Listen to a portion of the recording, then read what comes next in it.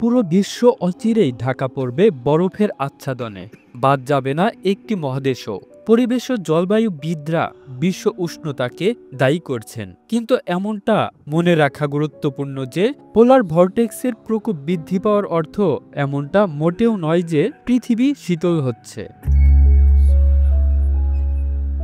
2019 সালের জানুয়ারির শেষ তুষারঝড়ে বিধ্বস্ত আমেরিকা। তীব্র শৈত্যপ্রবাহে যুক্তরাষ্ট্রে মৃত্যু হয়েছিল 22 জনের।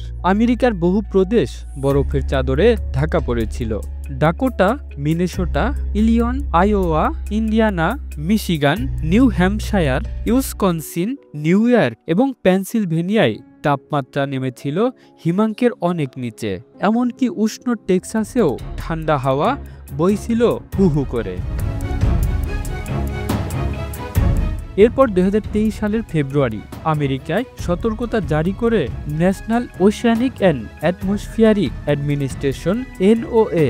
সতর্কতা ছিল সুমেরু উচ্চ বায়ুমণ্ডলীয় তাপমাত্রায় হঠাৎ বদল নিয়ে। আর এর জন্য 2023-এর শেষের দিকে সুমেরুর প্রচুর ঠান্ডা বাতাস শৈত্যপ্রবাহ রূপে আমেরিকা, কানাডা এবং ইউরোপ পর্যন্ত ছড়িয়ে যাবে এবং প্রবল ঠান্ডা পড়বে। এর নেপথ্যে রয়েছে পোলার ভরটেক্স, বাংলায় যাকে বলা হয় মেরু ঘূর্ণাবর্ত।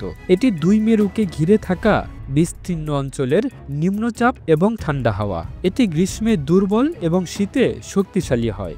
সুমেরুর হাড় কাঁপানো ঠান্ডা হাওয়া দক্ষিণমুখী হওয়ার ফলেই এই বিপজ্জনক পোলার ভরটেক্স বা মেরু ঘূর্ণাবর্তের সৃষ্টি হয়। ভরটেক্স শব্দের অর্থ ঘড়ির কাঁটার বিপরীতমুখী বায়ুপ্রবাহ, যা মেরু অঞ্চলে ঠান্ডা হাওয়া চলাচল বজায় রাখতে সাহায্য করে।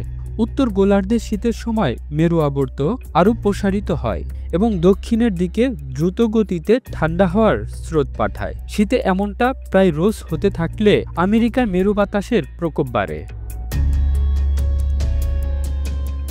2019 সালের আগে 2024 সালের জানুয়ারিতে পোলার ভরটেক্সের প্রকোপ দেখা গিয়েছিল আমেরিকায়। তার আগে 1977, 1982, 1985 এবং 1989 সালেও এমন হিমশীতল সময়ের সাক্ষী থেকেছে আমেরিকা।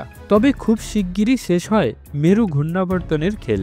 যেসব এলাকায় তাপমাত্রা হিমাঙ্কের অনেক নিচে নেমে গিয়েছিল, আচমকাই সেই সব জায়গায় তাপমাত্রা অনেকটাই বেড়ে যায়। শীতের কামড় যেতে না যেতেই গরম পড়ে। এর মধ্যে উত্তর পূর্ব আমেরিকার আটলান্টিক উপকূলের রাজ্যগুলিতে পোলার ভরটেক্সের প্রকোপ বেশি। এই পোলার ভরটেক্সের প্রকোপ নাকি এইবার আরও ঘন ঘন টের পাওয়া যাবে। আর এইভাবে যদি চলতে থাকে তাহলে ভবিষ্যতে আবারও তুষারযুগ ফিরতে পারে পৃথিবীর বুকে। বরফে ঢেকে যেতে পারে পৃথিবী, শেষ হতে পারে মনুষ্য প্রজাতি। আর সেই কারণেই অনেকেই মনে করছেন তুষারের কারণে তাপমাত্রার তারতম্যে ব্যাঘাত ঘটলে মেরু ঘূর্ণাবর্তের প্রকোপ বাড়বে। ধীরে ধীরে আমেরিকা এবং ইউরোপ ছাড়িয়ে তা আরও এগিয়ে আসবে এবং এক সময়ে আবারও তুষারে ঢাকা পড়বে সারা বিশ্ব। তেমনটাই আশঙ্কা করছেন গবেষকরা। Kamrul Islam, the news Bangladesh, international desk.